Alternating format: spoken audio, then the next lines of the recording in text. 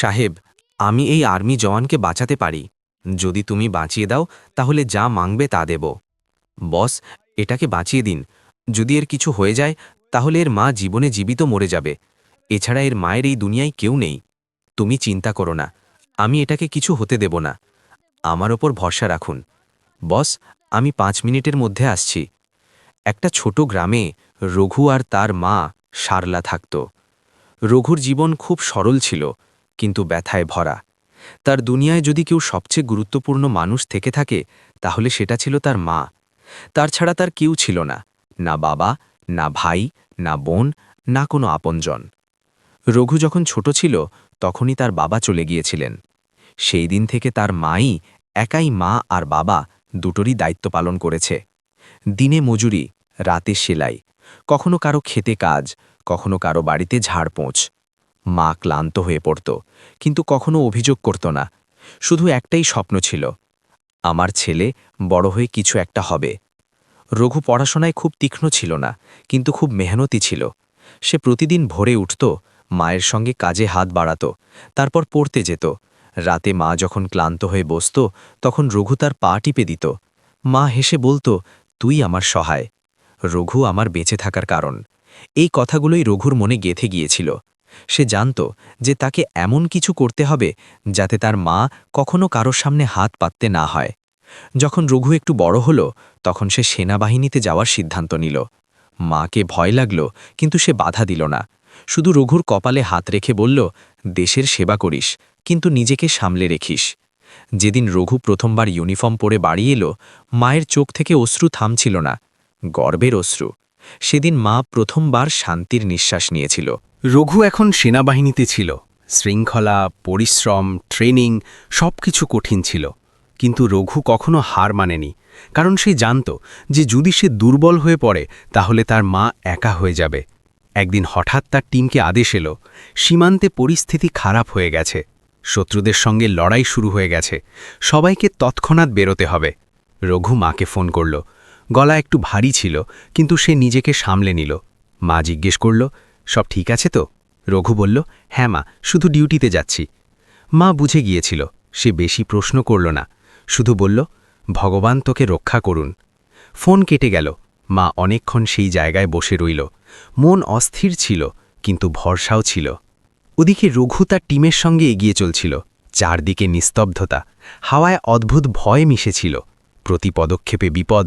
তারপর হঠাৎ গুলির শব্দ গর্জে উঠল। লড়াই শুরু হয়ে গেল। চারদিকে ধোঁয়া, শব্দ, চিৎকার। রঘু পুরো সাহসে লড়ছিল। তার চোখের সামনে শুধু একটা মুখ, তার মায়ের। সে এগিয়ে যাচ্ছিল, শত্রুদের ওপর আঘাত করছিল। কিন্তু তখনই একটা গুলি এসে তার বুকে লাগল। রঘু মাটিতে পড়ে গেল, তার হাত থেকে বন্দুক ছুটে গেল। শ্বাস খুব ধীর হয়ে গিয়েছিল, রক্ত অবিরাম বইছিল। তার টিম শত্রুদের পিছু হটিয়ে দিল। যখন লড়াই থামল তখন সবাই রঘুকে দেখল। তার অবস্থা খুব খারাপ ছিল, প্রতি মুহূর্ত মূল্যবান ছিল, কিন্তু পরিস্থিতি এমন যে তাকে তৎক্ষণাৎ হাসপাতালে নেওয়া অসম্ভব। সবাই একে অপরের দিকে তাকাতে লাগল। কোনো উপায় দেখা যাচ্ছিল না। রঘুর চোখ আধখোলা ছিল, তার ঠোঁট নড়ল। সম্ভবত সে কিছু বলতে চাইছিল, কিন্তু গলা থেকে শব্দ বেরোচ্ছিল না। তার মনে শুধু একটা চিন্তা, আমার মা। ঠিক সেই সময় জঙ্গলের দিক থেকে একটা চিকন ময়লা কাপড়ে মোড়া ছেলে দেখা গেল। তার হাতে কাঠের গোছা ছিল। সে ভয়ে ভয়ে কাছে এলো। তার নাম কিষণ, বয়স প্রায় 16 বছর। মুখে দারিদ্র্য স্পষ্ট ঝলকাচ্ছিল, কিন্তু চোখে অদ্ভুত বোঝাপড়া ছিল। কিষণ রঘুকে দেখল, রক্ত, ব্যথা, মৃত্যুর সঙ্গে লড়াই করা শ্বাস। সে দৌড়ে কাছে এলো। কিষণ যখন রঘুর কাছে পৌঁছল তখন তার হৃদয় জোরে জোরে ধুকপুক করছিল। সে প্রথমবার কাউকে এমন অবস্থায় দেখেছিল। রক্ত বইছে, শ্বাস খুব হালকা। রঘুর চোখ আধখোলা, যেন সে জীবনের কাছে হার মানতে চলেছে। আর্মির জওয়ানরা কিষণকে আটকাল, থাম, এখানে আসিস না। কিন্তু কিষণ পিছু হটল না। সে কাঁপা গলায় বলল, এটা কি বাঁচানো যায়? সব জওয়ান অবাক হয়ে গেল। সবার কাছে আর কোনো উপায় ছিল না। রঘুর শ্বাস প্রতি মুহূর্তে দুর্বল হচ্ছিল। যদি কিছু না করা হয় তাহলে সে সেখানেই শেষ হয়ে যেতে পারে। কিষণ হাঁটুতে ভর দিয়ে বসল। সে রঘুর নাড়ি দেখল, খুব ধীর ছিল। তার মুখ ঘামে ভিজে গিয়েছিল। কিষণ বলল, আমার একটু সময় লাগবে, আর যদি আমি এটাকে বাঁচিয়ে দিই তাহলে আমার কিচ্ছু চাই না। একজন জওয়ান বলল, যদি তুই এটাকে বাঁচাস তাহলে যা মাংবি তাই পাবি। কিষণ মাথা নাড়ল। তার কাছে সেই মুহূর্তে পুরস্কারের চেয়ে বেশি গুরুত্বপূর্ণ ছিল একজন মানুষের প্রাণ। কিষণ তৎক্ষণাৎ জঙ্গলের দিকে দৌড়াল। সে জানত কোন জড়ি কোথায় পাওয়া যায়। তার মা বাবা আগে তাকে একজন হেকিমের দোকানে রেখে যেত। সেখানে সে অনেক কিছু দেখেছে, অনেক কিছু শিখেছে। তার মা সবসময় বলতো, বাবু, এই জড়িই ভগবানের দান, কখনো কারো প্রাণ বাঁচানোর কাজে লাগবে। আজ সেই দিন এসেছে। কিষণ তাড়াতাড়ি পাতা, শিকড় আর কিছু বিশেষ ঘাস নিয়ে এলো। তার হাত কাঁপছিল, কিন্তু মন পুরোপুরি স্থির ছিল। সে একটা পাথরে জড়িবুটি পিষে নিল, একটু জল মিশালো। তারপর রঘুর গুলি লাগা জায়গার কাছে আলতো হাতে লাগিয়ে দিল। নিজের ছেঁড়া কাপড় দিয়ে ক্ষত বেঁধে দিল। রঘুর শ্বাস একটু দ্রুত হল। সবার চোখ আটকে গেল। কিষণ তার মুখে একটু কোয়াথ দিল, তারপর বলল, এটার জ্ঞান ফিরতে সময় লাগবে, কিন্তু এ বেঁচে যাবে। আর্মির জওয়ানদের বিশ্বাস হচ্ছিল না, কিন্তু তাদের কাছে আশা ছাড়া আর কিছু ছিল না। কিছুক্ষণ পর রঘু হালকা একটা আর্তনাদ করল। তার আঙুল নড়ল। এটা দেখে একজন জওয়ানের চোখ ভরে এলো। এ জীবিত আছে, কেউ আসতে বলল। কিষণ ক্লান্ত হয়ে মাটিতে বসে পড়ল। তার কপাল থেকে ঘাম ঝরছিল, কিন্তু মুখে শান্তি ছিল। ঠিক সেই মুহূর্তে তার নিজের জীবন চোখের সামনে ঘুরে গেল। যখন সে খুব ছোট ছিল, তার মা বাবা চলে গিয়েছিল। তারপর কোনো আপনজন ছিল না। জঙ্গল থেকে কাঠ কুড়ানো, বাজারে বেচা, মাঝে মাঝে গুলিতে প্লাস্টিক কুড়ানো, এটাই ছিল তার জীবন। অনেক রাত ভুকা পেটে ঘুমিয়েছে, অনেকবার মানুষটাকে ধমক দিয়েছে, কিন্তু সে কখনো কারো প্রতি ঘৃণা করেনি। আজ প্রথমবার তার মনে হল যে তার জীবন কারো কাজে লেগেছে। কিছুক্ষণ পর রঘু চোখ খুলল। সে কিছুই বুঝতে পারছিল না। তার দৃষ্টি কিষণের ওপর পড়ল। রঘুর ঠোঁট নড়ল। খুব ধীর গলায় বলল, মা। কিষণ তার হাত ধরল। আপনি ঠিক হয়ে যাবেন। আর্মির জওয়ানরা তৎক্ষণাৎ রঘুকে নিরাপদ জায়গায় নিয়ে যাওয়ার প্রস্তুতি নিল। এখন তার অবস্থা একটু সামলে উঠেছে। তাকে নিয়ে যাওয়া সম্ভব হয়ে গিয়েছিল। একজন জওয়ান কিষণের কাছে এলো, তার কাঁধে হাত রাখল।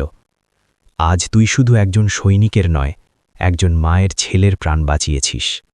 কিষণ কিছু বলল না, তার চোখ ভরে এলো।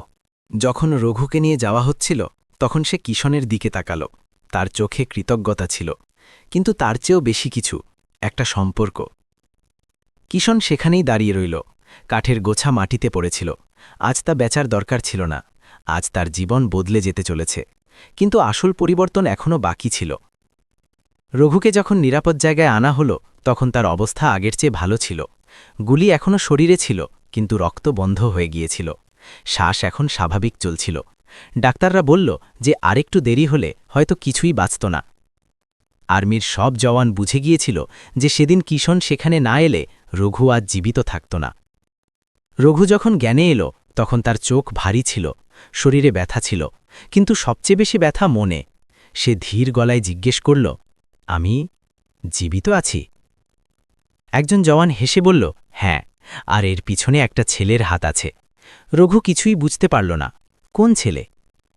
তখন কিষণকে ভেতরে ডাকা হলো।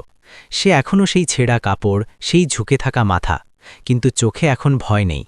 যেই রঘুর দৃষ্টি তার উপর পড়ল, তার মনে কিছু একটা ভেঙে গেল। তার মনে পড়ল ঝাপসা ছবি, একটা মুখ যেটা ঝুঁকেছিল, আর একটা হাত যেটা তাকে মৃত্যু থেকে টেনে এনেছিল। রঘুর চোখ ভরে এলো। সে উঠতে চেষ্টা করল। উঠো না, জওয়ান বলল, কিন্তু রঘু পুরো শক্তি লাগিয়ে কিষণের দিকে তাকিয়ে বলল, তুই তুই আমাকে বাঁচিয়েছিস? কিষণ আস্তে মাথা নাড়ল। হ্যাঁ। রঘুর চোখ থেকে অশ্রু গড়িয়ে পড়ল। একজন সৈনিক যে কখনো যুদ্ধক্ষেত্রে চোখের জল ফেলেনি, আজ কাঁদছে। তুই না আসতিস, তাহলে আমার মা। রঘু আর বলতে পারল না। কিষণ চুপ করে দাঁড়িয়ে রইল। সে জানত না কি বলবে। সে কখনো কারো প্রাণ বাঁচানোর স্বপ্ন দেখেনি, শুধু যা শিখেছে তাই করেছে। আর্মির একজন বড় অফিসার কিষণকে জিজ্ঞেস করল, তোর কেউ আছে? কিষণ মাথা নিচু করল, না। পড়াশোনো? না। কি করিস? জঙ্গল থেকে কাঠ আনি, মাঝে মাঝে প্লাস্টিক কুড়াই। সেখানে উপস্থিত প্রত্যেকের মাথা নিচু হয়ে গেল। এত ছোট ছেলে, এত বড় দায়িত্ব। অফিসার বলল, তুই জানিস তুই কি করেছিস? কিষণ নিষ্পাপভাবে জিজ্ঞেস করল, কি? তুই একজন মায়ের দুনিয়া বাঁচিয়েছিস। এই কথাগুলো কিষণের মনে গেঁথে গেল। তার চোখে প্রথমবার নিজের জন্য সম্মান দেখা গেল। কিছুদিন পর রঘুকে আরও ভালো চিকিৎসার জন্য পাঠানো হলো। যাওয়ার আগে সে কিশনের হাত ধরল। আমি তোকে কখনো ভুলব না, রঘু বলল। কিশন শুধু বলল, আপনি ঠিক হয়ে যান। রঘু চলে যাওয়ার পর কিশনকে সেখানেই রাখা হলো। তাকে খাবার দেওয়া হলো, পরিষ্কার কাপড় দেওয়া হলো। কিশন জীবনে প্রথমবার পেট ভরে খেল, তার চোখ ভরে এলো। কিছুদিন পর সিদ্ধান্ত নেওয়া হলো, কিশনকে এখান থেকে যেতে দেওয়া হবে না, তাকে কাজ শেখানো হবে, পড়ানো হবে। যখন এটা কিশনকে জানানো হলো তখন সে ভয় পেয়ে গেল। আমার কোনো ভুল হয়েছে কি, সে জিজ্ঞেস করল। অফিসার হেসে বলল, না, তুই জীবনের সবচেয়ে বড় সঠিক কাজ করেছিস। কিশনের জীবন বদলাতে শুরু করল। এখন সে সকালে জঙ্গলে যেত না, এখন তার হাতে বই থাকত। সে শিখত, বুঝত, কিন্তু প্রতি রাতে সে একই চিন্তা করত, যদি সেদিন আমি না যেতাম। ওদিকে রঘুর মাকে যখন খবর পৌঁছল যে তার ছেলে জীবিত আছে, তখন সে ফেটে পড়ে কাঁদল।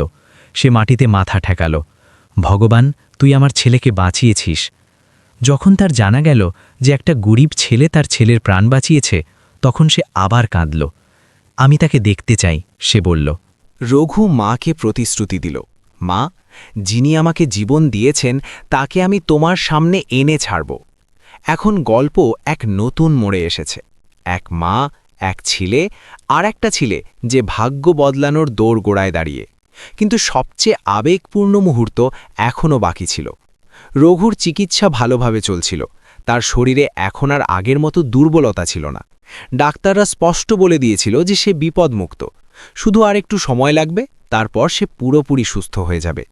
কিন্তু রঘুর মনে একটা অস্থিরতা ছিল।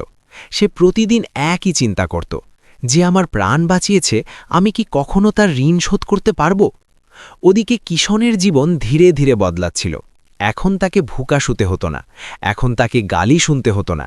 মানুষ তাকে সেই ছেলে বলে চিনত যে একজন সৈনিকের প্রাণ বাঁচিয়েছে। কিন্তু কিশনের মনে কোনো অহংকার ছিল না।